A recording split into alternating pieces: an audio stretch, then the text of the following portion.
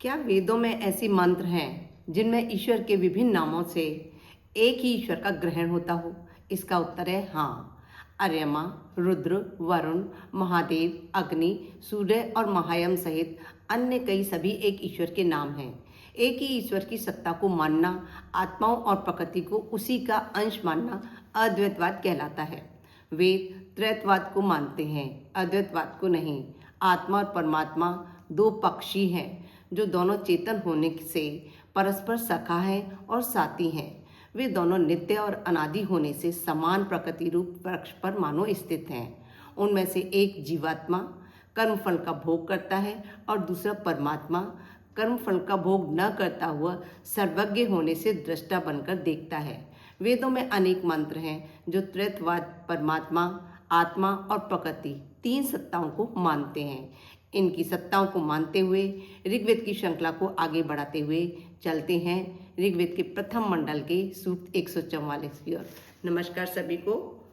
आज हम सूक्त 144 के बारे में जानेंगे। इसके ऋषि हैं दीर्घतमा औचित्य, देवता हैं अग्नि और छंद है जगति। यदि आपने अभी तक पारस बुद्धि चैनल को सब्सक्राइब नहीं किया है तो जल्दी से इसे सब्सक्राइब कर लें, साथ ही बेल आइकन भी दबा लें, क्योंकि मैं रोज़ एक सूक्त डालती हूँ और मैं चाहती हूँ कि वेदों का ज्ञान हमारे सभी साथियों को, हमारे सभी सनातनी भाई बहनों को वेदों का ज्ञान अवश्य रहे और हम गर्व के साथ कह सकें कि हाँ, हमें वेदों का ज्ञान है, हमने वेदों को पढ़ा या सुना है।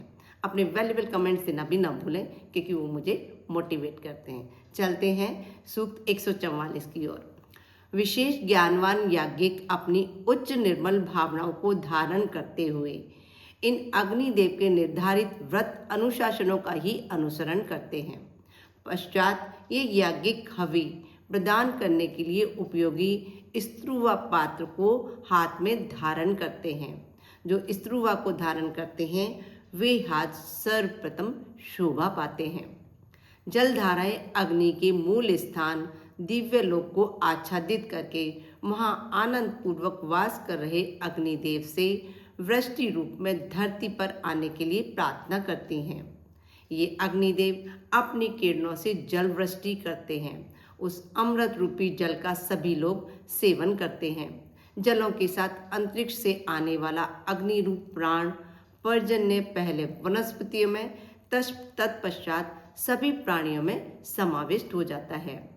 अग्नि को उत्पन्न करने के लिए भली प्रकार स्थापित एक ही समय में समान सामर्थ्य से युक्त दो अरणियां परस्पर घिसी जाती हैं।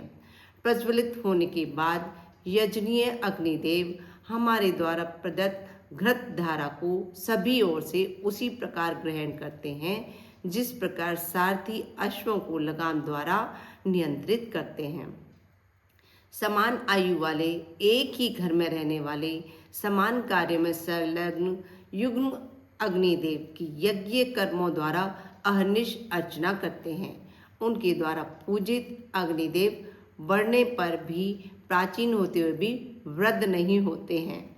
वे अनेक युगों से संचरित होकर भी कभी जीर्ण नहीं होते। यहाँ अहर्निश अर्चना आया है। अहर्निश अर्चना से तात्पर्य है कि अहर्निश एक संस्कृत क्रिया विशेषण है जिसका अर्थ है दिन रात निरंतर या हर समय लगातार चलने वाली या शाश्वत प्रक्रिया को दर्शाता है। यह अह यानी कि दिन और निश यानी कि रात शब्दों से मिलकर बना है और इसका प्रयोग किसी कार्य को लगातार और बिना रुके करते रहने के लिए किया जाता है। समान आयु वाले, एक ही घर में रहने वाले, समान कार्य में संलग्न युग्म अग्निदेव की यज्ञ कर्मियों द्वारा अहर्निश अर्चना करते हैं। तो अहर्निश अर्चना का हम यहाँ अर्थ जान पाए हैं। 10 उंगलियों की आपसी भिन्नता होने पर भी वे सभी मिलकर प्रकाश देने वाली अग्नि को प्रकट करती है। हम सभी मनुष्य अपने संरक्षणार्थ अग्निदेव को आवाहित करते हैं। जिस प्रकार धनुष से बाण निकलता है उसी प्रकार अग्निदेव प्रज्वलित होकर चारों ओर उपस्थित अपने प्रति स्तुति गाथाओं द्वारा निवेदित नूतन प्रार्थनाओं को धारण करते हैं।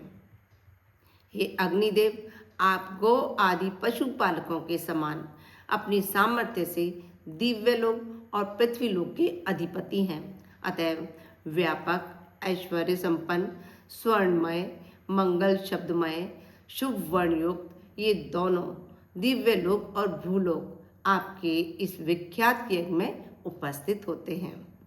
प्रशंसा योग्य अन्नों से समृद्ध यज्ञ हेतु उत्पन्न श्रेष्ठ कर्मशील हे अग्निदेव, जो आप समस्त जड़ और चेतनादि संसार के लिए अनुकूल दर्शन योग्य पिता के समान पालक, नेत्रों को शक्ति देने वाले तथा सबके आश्रय स्थान हैं। अतएव आप प्रसन्न होकर इन श्रोत वाणियों को बार बार श्रवण करें। ये हुआ हमारा सूक्त 144। अब नेक्स्ट वीडियो में हम मिलते हैं सूक्त 145 के साथ। नमस्कार सभी को, स्वस्थ रहें, मस्त रहें, खुश रहें।